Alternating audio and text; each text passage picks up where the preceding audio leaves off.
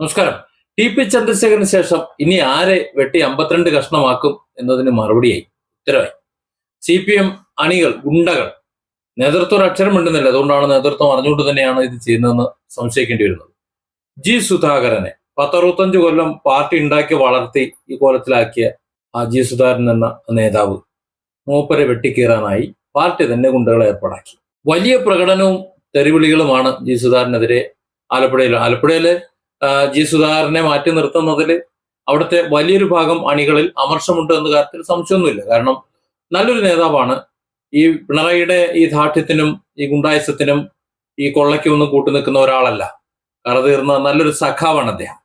അങ്ങനെയുള്ള ഒരു സഖാവായതുകൊണ്ട് തന്നെയാണ് പിണറായിയുടെ പ്രീതിക്ക് പാത്രമായിട്ട് പുറത്തു പോകേണ്ടി വരുന്നത്. ഏതായാലും കുറച്ചു കാലമായിട്ട് അദ്ദേഹത്തെ അപമാനിച്ച് മാറ്റി നിർത്തുന്നു, അവഗണിച്ച് മാറ്റി നിർത്തുക.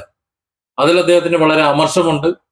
അദ്ദേഹത്തെ സോപ്പിടാൻ പാർട്ടി നേതാക്കന്മാരോ മറ്റാരും ഒക്കെ കുറച്ചൊക്കെ തുടക്കത്തിൽ ശ്രമിച്ചു ചിലരൊക്കെ. പക്ഷെ അദ്ദേഹത്തിന് യാതൊരു സ്ഥാനമാനമില്ല, അദ്ദേഹത്തിന് മത്സരിക്കാനുള്ള അനുമതിയില്ല, അദ്ദേഹം ഒരു നേതാവും അല്ല, ഒരു സ്ഥാനമല്ല, ഒന്നുമല്ല, ചണ്ടിയായി വലിച്ചെറിഞ്ഞു കഴിഞ്ഞു. അതായത് തങ്ങളുടെ ഇഷ്ടത്തിന് നിൽക്കാത്ത ഏത് വാപ്പാന്ന് പറഞ്ഞു കഴിഞ്ഞാലും അതൊന്നും വരണ്ട എന്ന നിലപാടിലാണ് പിണറായിസം എന്ന് പറയുന്നത്.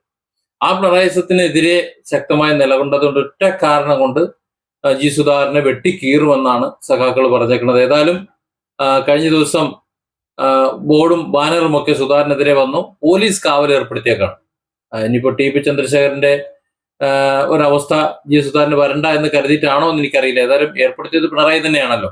സുധാകരനെ വെട്ടിക്കയറരുത് എന്ന് പറഞ്ഞുകൊണ്ട് ഏർപ്പെടുത്തിയത്, ഈ പോലീസിനെ ഏർപ്പെടുത്തിയത് പിണറായി തന്നെയാണ്. അപ്പോ വെട്ടിക്കീറാൻ ഏർപ്പെടുത്തിയ ആള് തന്നെ, അല്ലെങ്കിൽ അത്തരത്തിൽ ചെയ്യുമെന്ന് പറഞ്ഞിട്ടുള്ള ഒരു ഭാഗം അണികളുടെ നേതാവ് തന്നെയാണ് ഈ സുരക്ഷ ഏർപ്പെടുത്തി കൊടുത്തിട്ടുള്ളത് എന്ന് തന്നെയാണ് ഏറ്റവും എന്താ പറയുക ശ്രദ്ധിക്കപ്പെടേണ്ട ഒരു കാര്യം. ഏറ്റവും രസം എന്താണെന്ന് വെച്ച് കഴിഞ്ഞാൽ ഈ അണികളെല്ലാം കൂടി വെട്ടിക്കീറും. ടി പി ഓർമ്മയുണ്ടോ? വെട്ടി കഷ്ണമാക്കും, പീസാക്കും, കൊല്ലും, പച്ച ഇറച്ചിയിൽ വടിവാൾ കയറ്റും, ഇതൊക്കെയാണ് പറയുന്നത്. വടിവാളും ചോരയും ഇല്ലാത്തൊരു കേസ് CPM ഇല്ലല്ലോ. അല്ല, സാധാരണക്കാരന്റെ പാർട്ടി, സാധാരണക്കാരന് വേണ്ടി ജീവിക്കുന്ന ഒരു പാർട്ടി, അങ്ങനെയുള്ള ഒരു പാർട്ടിയുടെ ആ നിലയിൽ ആ പാർട്ടിയെ വളർത്തിയുള്ള നേതാവിനെയാണ് വെച്ചേക്കില്ല വെട്ടിക്കീറും എന്ന് പറയുന്നത്. എന്നാൽ ഈ ഒരു പ്രസ്താവനയ്ക്കെതിരെ, അണികളുടെ ഈ പ്രസ്താവനയ്ക്കെതിരെ, ഈ കൊലവിളിക്കെതിരെ, ഈ നിലപാടിനെതിരെ, അല്ലെങ്കിൽ ഈ ഇറങ്ങി അദ്ദേഹത്തെ അപമതിക്കാൻ വേണ്ടി ഇറങ്ങി പ്രകടനം നടത്തുന്നതിനെതിരെ, അദ്ദേഹത്തിനെ കൊല്ലാൻ വേണ്ടി ചട്ടം കൂട്ടുന്നതിനെതിരെ, ഗൂഢാലോചന നടത്തുന്നതിനെതിരെ കേരളത്തിലെ സഖാക്കൾ, നേതാക്കൾ ആരും തന്നെ മ എന്ന രണ്ടക്ഷരം മിണ്ടിയിട്ടില്ല എന്നാണ് മനസ്സിലാകുന്നത്. അതായത് പാർട്ടി നേതൃത്വത്തിന്റെ ഒത്താശയോട് കൂടി തന്നെയാണ് സുധാകരനെ കൊല്ലാൻ വേണ്ടി ഗുണ്ടകളെ ഏർപ്പാടാക്കിയിട്ടുള്ളത്. അങ്ങനെയാണ് മനസ്സിലാക്കേണ്ടത്. അല്ലെങ്കിൽ അവർ തള്ളിപ്പറയണം, അവർക്കെതിരെ നിൽക്കേണ്ടതല്ലേ. പിന്നെ ജനങ്ങളുടെ കണ്ണിൽ പൊടിയിടാൻ വേണ്ടിയിട്ട് 4 പോലീസുകാരുടെ കാവൽ നിർത്തിയേക്കണമെന്നേ ഉള്ളൂ. ഈ 4 പോലീസുകാരുടെ അവസ്ഥ എന്താണ് SFIയുടെയും CPMന്റെയും മുന്നിൽ നിന്ന് നമുക്ക് എല്ലാവർക്കും അറിയാം. കഴിഞ്ഞ ദിവസം കണ്ടില്ല, ഒരു SFI കാരൻ വന്ന് വെല്ലുവിളിച്ചത്, ഇറങ്ങടാ മോനെ, മറ്റേ മോനെ എന്നൊക്കെ വെല്ലുവിളിച്ചത്. അതാണ് ഇപ്പോഴത്തെ കേരളത്തിലെ പോലീസിന്റെ അവസ്ഥ. പിണറായിസം ഇങ്ങനെ കൊടികൊണ്ട് നിൽക്കുമ്പോൾ അവസാന നാളുകളിൽ കൂടി പോലീസിന് ഒരു ഗതിയും പരഗതിയും ഇല്ല. ഈ പോലീസുകാർ 3-4 പേർ അവിടെ നിൽക്കവേ ഈ ഗുണ്ടകൾക്ക് വീട്ടിൽ കയറിയിട്ട് വെട്ടിക്കൊല്ലാൻ പറ്റില്ല എന്നാണോ കരുതുന്നത്?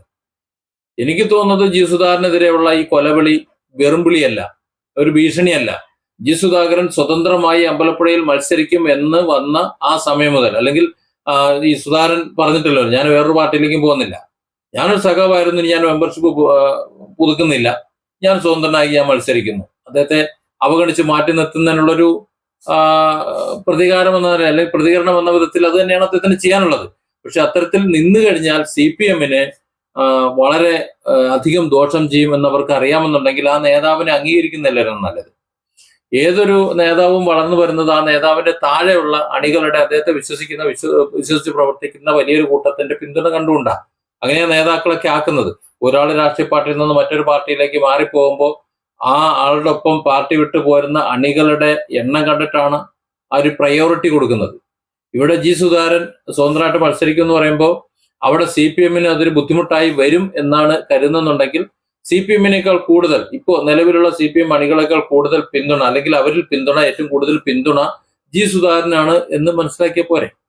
അപ്പൊ അങ്ങനെയാണ് എന്നുണ്ടെങ്കിൽ അത് പാർട്ടിയുടെ ഒരു കഴിവുകേടല്ലേ. അത്തരത്തിലുള്ള കഴിവുകേട് മറച്ചു വെക്കുന്നതിന് ആ സഖാവിനെ തന്നെ കൊന്നുകൊണ്ട് TP അങ്ങനെയാണല്ലോ ചെയ്തത്. TP ചന്ദ്രശേഖരൻ CPMന് ഒരു ശത്രുവായി അല്ലെങ്കിൽ ഒരു ബുദ്ധിമുട്ടായി തോന്നി, ഇപ്പൊ അങ്ങ് തീർത്തു.